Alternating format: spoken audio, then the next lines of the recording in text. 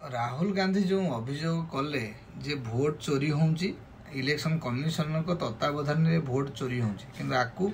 ए fake vote पाई मोदी सरकार आज prime minister ने बसियंते ए टॉपिक ऊपर आज आलोचना करिबा।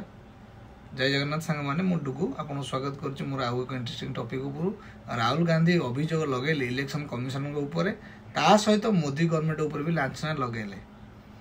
किंतु जो कर्नाटक जो मुंबई घटना नहीं से कहले सेठी कहा सरकार चलती कर्नाटक रे सेठी कांग्रेस सरकार चलती। कांग्रेस गोटे मंत्री से विरोध कले जे जो राहुल गांधी जो अभियोग करते एटा भूल किंतु मंत्रिमंडल इस्तीफा देवा पड़ा आपर बेला पार्टी काढ़ीदेवे आम कर्नाटक कथा गला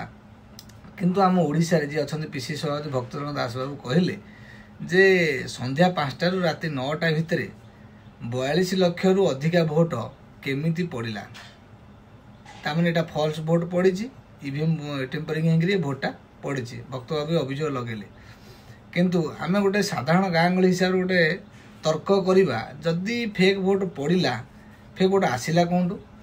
आ जो 42 लाख भोट पड़ा 42 लाख भोट आम 147 विधानसभा निर्वाचन मंडली डिवाइड करवा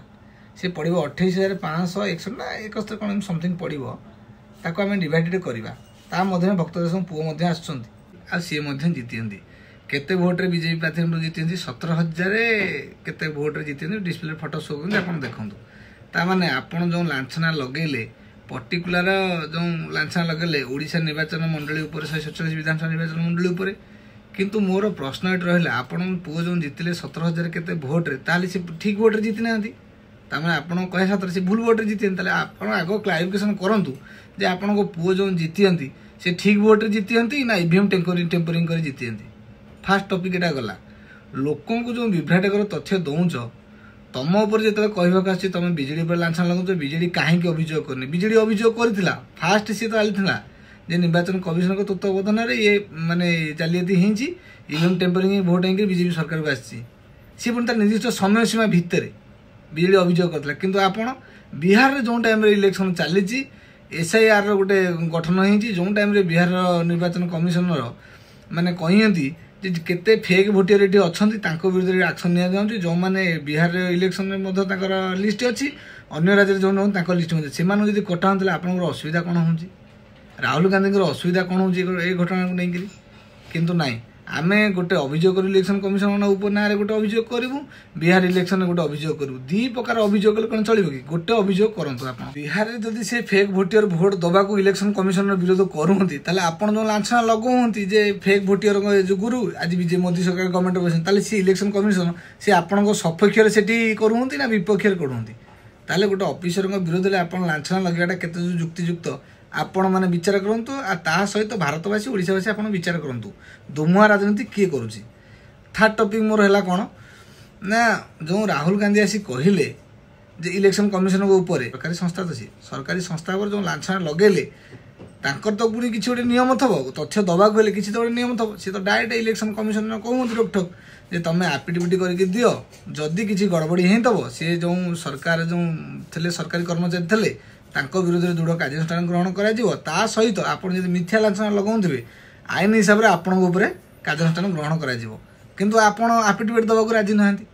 तामाने कौन आपण कौन माने सुप्रीम कोर्ट ऊपर हेले कि आपण कौन माने न्यायपालिका ऊपर हेले कि जो गोटाक नियम अच्छी से नियम भितर तो करा पड़ो ना आपण कहते ये सरकार अपारग सरकार आमर डेड इकोनोमी ट्रम्प कहीदे आप कहीदे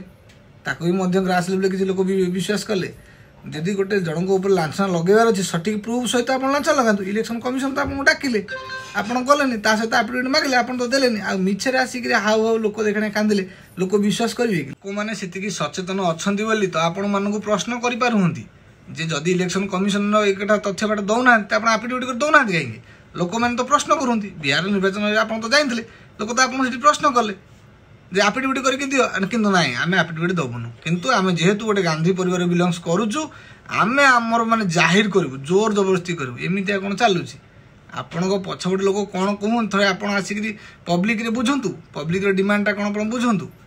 बिना तथ्य लांछना लगे पूर्व आप 100 थर टे भावतु सी राजनीति आ चलुनी एठी इंडिया लोक मैंने आम ओडिशा लोक मैंने फुल सचेतन ता न होते केबे आप प्रत्याख्यान करते कि ଆପଣ ଜାଣିବା ଦରକାର ଆପଣ କେତେ ସିଟ୍ରୁ କେତେ ସିଟ୍ରେ ପହଞ୍ଚିଛନ୍ତି। ତାପରେ ଯଦି ଆପଣ ଏମିତି ମିଛ ଲାଞ୍ଚନା ଲଗେଇବେ ତାର ପରିଣାମ କ'ଣ ହେବ? ଲୋକମାନେ ଯାହା ଗ୍ରାସ୍ ଲେବୁଲ୍ରେ କହୁଛନ୍ତି ସେୟା ହେବ।